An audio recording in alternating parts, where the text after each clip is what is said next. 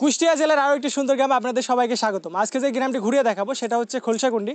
আর বর্তমান কিন্তু আমরা যেখানে অবস্থান করছি এটা হচ্ছে কোদালকাটি থেকে আপনি খোলসাকুণ্ডে যখন আসবেন তখন এই নদীটা পারাপার করতে হবে, পার হতে হবে।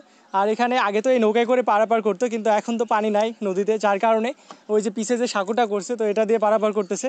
আর এখানে দেখতেছি যে টোলও নিতেছে, ওই সাঁকো দিয়ে পারাপার করলে কিন্তু আপনাকে 5 টাকা 10 টাকা একটা টোল নিতেছে। আর মার্শাল্লাহ গ্রামটা কিন্তু অত্যন্ত সুন্দর আর অনেক বড় এই গ্রামটা। তো চলেন আজকে আমি আপনাদেরকে খোলসাকুণ্ডি গ্রামটা ঘুরিয়ে দেখাই। আচ্ছা, এখন বর্তমানে আমরা যেখানে অবস্থান করছি এটা হচ্ছে খোলসাকুণ্ডি কাঁচা বাজার। আর এখানে দেখেন প্রচুর পরিমাণে লাউ, তারপরে বেগুন, আরও নানান ধরনের অন্যান্য সবজি সব কিছু কিন্তু এখানে প্যাকেট করতেছে। আর এখানে নিচে অনেকগুলো পড়ে আছে, এগুলোকে কী যেন বলে, এগুলোকে উজ্জি। তো অনেক সবজি আছে, তো এগুলো নষ্ট হচ্ছে অনেকে, আবার দেখতেছি যে অনেকে বাস্তায় পড়ে এগুলো গাড়িতে করে লোড দিয়ে অন্য জায়গায় নিয়ে যাবে হয়তোবা।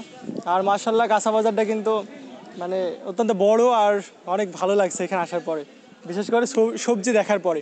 মানে এত সুন্দর সুন্দর, এত মোটা আর এত তরতাজা সবজি দেখলে এমনিতেই ভালো লাগবে, ইচ্ছে করছে যে খেতে আর কি। 6 বছর বয়স যার, স্কুলে আসার সময় তার, তো এটা হচ্ছে একটা বকুল গাছের গুঁড়িতে লেখা ছিল আর দেওয়ালে আর কি। আর মাশাল্লাহ এই স্কুলটা কিন্তু অনেক বেশি সুন্দর। আমরা এখন আছি বর্তমান খোলসিকুণ্ডি সরকারি প্রাথমিক বিদ্যালয়। আর এখানে মাধ্যমিক বিদ্যালয় এবং গার্লস স্কুল মানে তিনটা একসাথেই আছে। আর ফিল্ডটাও মাশাল্লাহ অত্যন্ত বড় এবং সুন্দর। আর এই গ্রামটা অনেক বড় আর কি, মানে গ্রাম ঘুরেই যাচ্ছে কিন্তু শেষ হচ্ছে না, মানে এত বড় গ্রাম। আর মাশাল্লাহ অত্যন্ত সুন্দর কিন্তু কলসিকোন্ডা।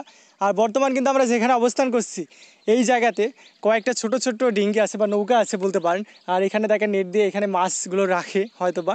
আর এখানে ছোট্ট একটা কুঁড়ে ঘরও আছে রাত্রে থাকার জন্য। আর মাশাল্লাহ এই জায়গাটা কিন্তু অত্যন্ত সুন্দর। এটা মাথাভাঙ্গা নদীর সাথে আগে সংযোগ ছিল, কিন্তু এখন আর নাই, এটা আলাদা করে জাস্ট এখানে মাছ চাষ করে। আর এখানে একটা ব্রিজও করছে আর কি। তো মাশাল্লাহ।